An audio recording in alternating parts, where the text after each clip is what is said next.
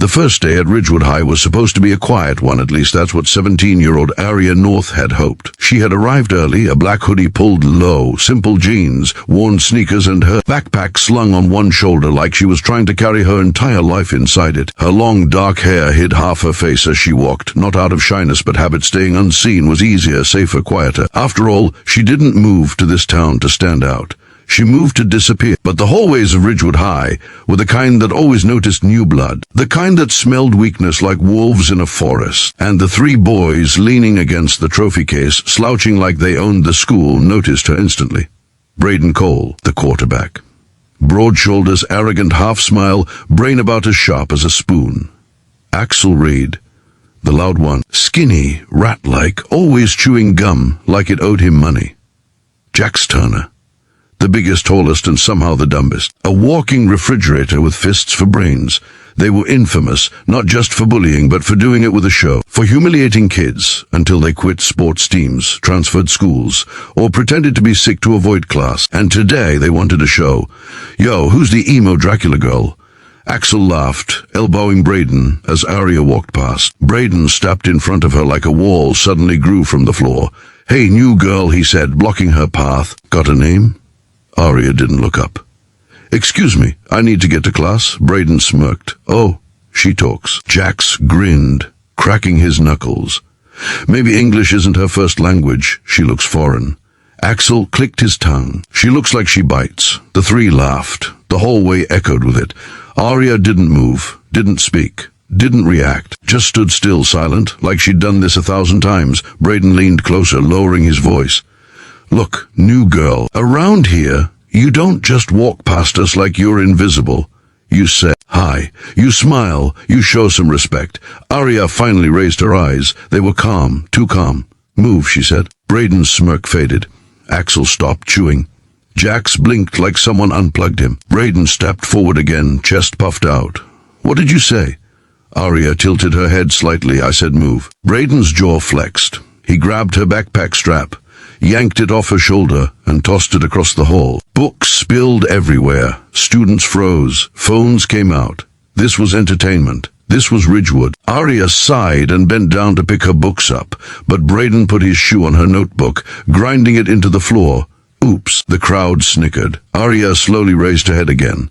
The calm in her expression didn't change. If anything, it sharpened. She stood up without picking up anything. Braden stepped closer, face inches from hers. I said, Aria whispered, I heard what you said. And that's when Axel pushed her from behind, not hard enough to injure, but hard enough to belittle. Hard enough to tell her she didn't belong. The crowd laughed. Aria stayed silent. But bullies hate silence. They hate calm. They hate someone who refuses to fear them. So Braden did what cowards do. He escalated. He grabbed her hoodie front and slammed her back into the lockers. Say something now, he hissed. Again, Aria didn't respond. She just breathed out softly like she was disappointed, not scared. Braden's ego snapped. He pulled his knee back. Students gasped. Even Axel muttered, bro chill, but Braden didn't chill. He kneed Aria in the face. A full strike. Loud, sharp, brutal. Her head snapped back. The hallway erupted in shocked whispers. Phones recorded. Someone yelled, yo, what the hell? Another student gasped, you're dead if a teacher sees. Aria's nose trickled blood. She touched it lightly with her fingers, looked at the red, blinked once. Twice. The bullies smirked until they saw her expression change. Her calm didn't fade. It deepened. Like a quiet storm forming behind her eyes. She wiped the blood with her thumb, and the hallway fell into a silence so thick it felt like gravity had shifted. Even Braden stepped back unconsciously. Aria finally spoke, soft, controlled. Deadly, you shouldn't have done that. The tone wasn't a threat. It was a fact, like she knew something they didn't. Students whispered. Yo, why is she so calm? She just got kneed in the face and she's not crying. Who I asked she? Braden forced a laugh. Oh, what? You're gonna cry now? Aria looked up at him, not scared, but tired. I didn't come here to fight, she said. But you just made a mistake. Braden scoffed. Yeah? And what mistake was that? Aria stepped forward, not fast, but deliberate, and suddenly Braden's smirk vanished because something in her posture changed. She straightened her back. Shoulders relaxed, feet planted evenly, her breathing slowed, controlled, balanced. Students noticed instantly. Wait, she's standing like, bro, that's a fighting stance. No way. But Braden didn't care. He lunged forward to grab her again. Except this time he never touched her. Arya moved, not wildly, not sloppily, not like a teenager fighting back. She moved like someone trained, someone precise, someone dangerous. She shifted her weight and rotated her body just a fraction enough for Braden's hand to miss entirely. His momentum carried him forward, and Arya tapped the inside of his wrist with 2 fingers, soft, gentle, harmless looking. Braden screamed. His entire arm went numb. Phones trembled as students gasped. What did she do? Braden stumbled back, clutching his wrist. What the hell did you just... Arya didn't answer. Axel panicked and rushed at her, swinging wildly. Arya sidestepped, hooked her foot behind his ankle, and nudged his shoulder. Axel collapsed like a tree falling in slow motion, landing flat on his back. The phone cameras shook from people shouting, "No way, Bruce, she didn't even hit him hard. Who is this girl?"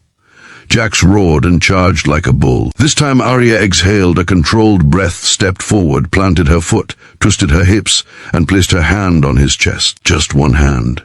Jax froze. His feet didn't move.